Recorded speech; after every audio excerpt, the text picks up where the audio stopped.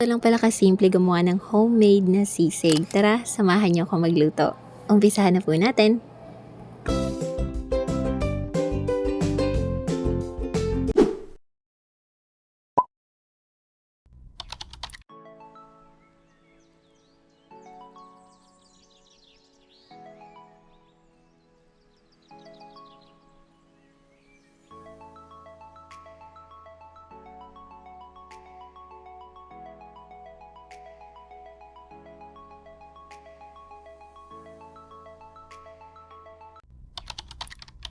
Sa mainit na kawali, ilagay po natin ang butter. Make sure po na mainit yung kawali kagaya na nakikita ninyo sa screen nyo ngayon. Tapos halu-haluin po natin ito hanggang sa matunaw. Naman nating isaute ang ating bawang. Next, magsaute po tayo ng sibuyas. White onion po yung gamit natin dito.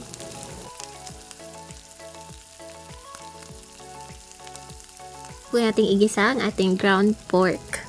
Haluin po natin ito hanggang sa maging white na siya or matanggal na yung dugo.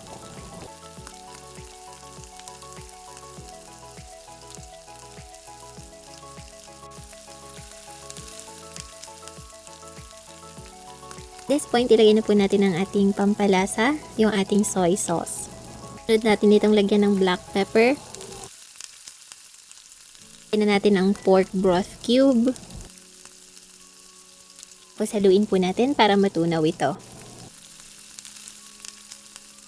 Takpan po natin ito para palambutin ang ating giniling. Ayan, kung napapansin niyo po, lutong-luto na yung ating giniling kasi manipis lang, hibla lang naman yan. So maglagay na po tayo ng generous amount ng siling pula. Kung may siling pula ay meron namang siling green. So lagyan din natin ito ng siling green para colorful siya bukod sa maanghang.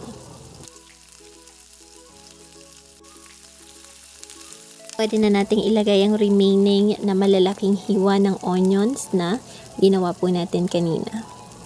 Tapos haluin lang po natin ito ng maigi. Haluin po natin ito ng mayonnaise.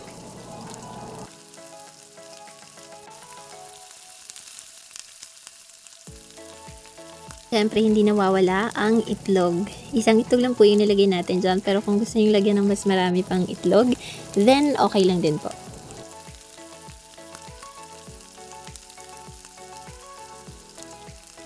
Voila! Ito na po yung final recipe natin.